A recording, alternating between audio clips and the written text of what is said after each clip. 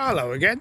Today I'm at Southern Cemetery in Manchester, and it's very strange for a scouser to be here, but there is, as well as this being this cemetery is not a normal exploring video that I've done, because it'd take all day, maybe a couple of days to explore this cemetery, because it's the largest municipal cemetery in the UK. And if you think of what municipal means, it means of all denomination. So you've got Catholic, Protestants, and non-conformists, and quite a few other denominations like Islam and Buddhism and stuff. So they're all represented here. It doesn't matter what religion you are, you're allowed to be buried here in Southern Cemetery. So as I said, it's the largest in the UK and the second largest in Europe. There's also houses loads of squirrels here as well.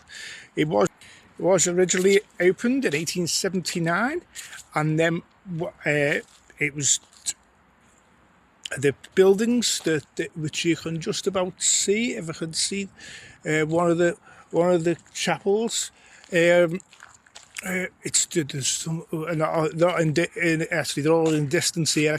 I'll show you them in a second, but they were designed by an architect named H.G. Paul, and the layout of the was done by James Gascoigne Lind. And as said, as you can see, it takes forever to organise these lovely monuments. But I'm going to see as it's approaching. By the time I put this out, we're approaching Remembrance Day. So I'm going to try and show you a few of the war graves that are here. Because as I said, I can't just show you random ones because it'll take forever. So here we are. As I said, there was the cemetery was extended to in 1926, so it now goes over what a road called Nell Lane, and there's still burials happening here because there's a lot of space because they extended it. So there's still on both sides of Nell Lane. The old part and the new part, there's still burials going on. There's a wildlife, there's a few bits of wildlife around. You'll see a few squirrels around, and as I walk over, this is the cross of sacrifice that you'll see in most large cemeteries. I've forgotten now which one. There's a certain amount of burials you need of soldiers that are buried, and the Commonwealth War Grave Commission will put a cross of sacrifice here, and as you can see, that's one of these here. I think you would have seen one in the Bootle Cemetery that recently. That's the, I can't quite. Yeah, there's a good shot of a cross of sacrifice there, and as I go round to show you the inscription. Actually, there isn't an inscription on this one, which is unusual. It's basically just a plain cross, no inscription on that one, but there is a very large wall of remembrance. And it says on the top, as you can see, their name liveth forevermore. And there is several. And this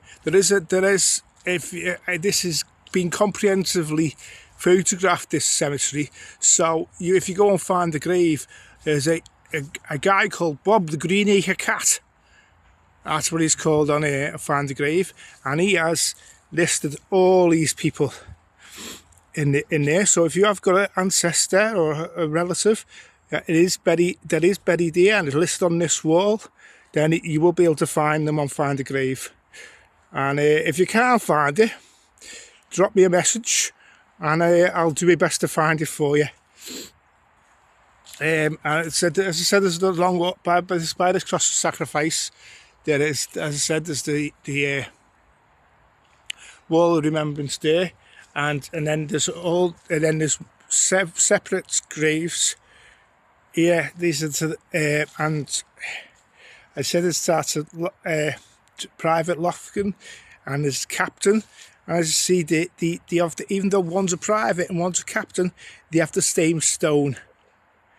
That's the tradition that the CWGC have. That wherever your rank, you served and you died for the country, you all get the same stone. There's no class system, basically, because you all died together. You all gave your lives together, kind of thing. And so then if you go across here, there's more war graves over here. And if you see, they've obviously the friends of that. There's a community group called Friends of Southern Cemetery, and as I said, they put this bench in, which has silhouettes of soldiers and servicemen.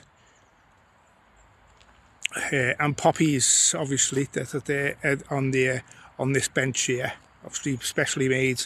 It says Sergeant James Day, so this is that it is dedicated to one soldier there. If you can see James Day, Sergeant James Day, and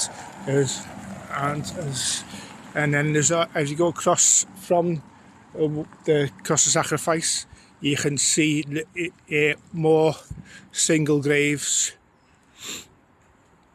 There's for servicemen, mostly from the First World War, I think these are, rather than the Second. These, I think, these are all from what I can see. And there's not just British servicemen, as you can see, there's Australian servicemen. I think this plot of land is all Australian servicemen. As you can see, this is, I'll just give you focus on what you can't see there because of the sun. Let me get near the back so I can focus on one. This is LW Outram from the 53rd Battalion of the Australian Infantry. And then there's so as you can see, these are Australian servicemen. And let's see if there's one there. It's an unusual one in there that I can't quite see because the sun.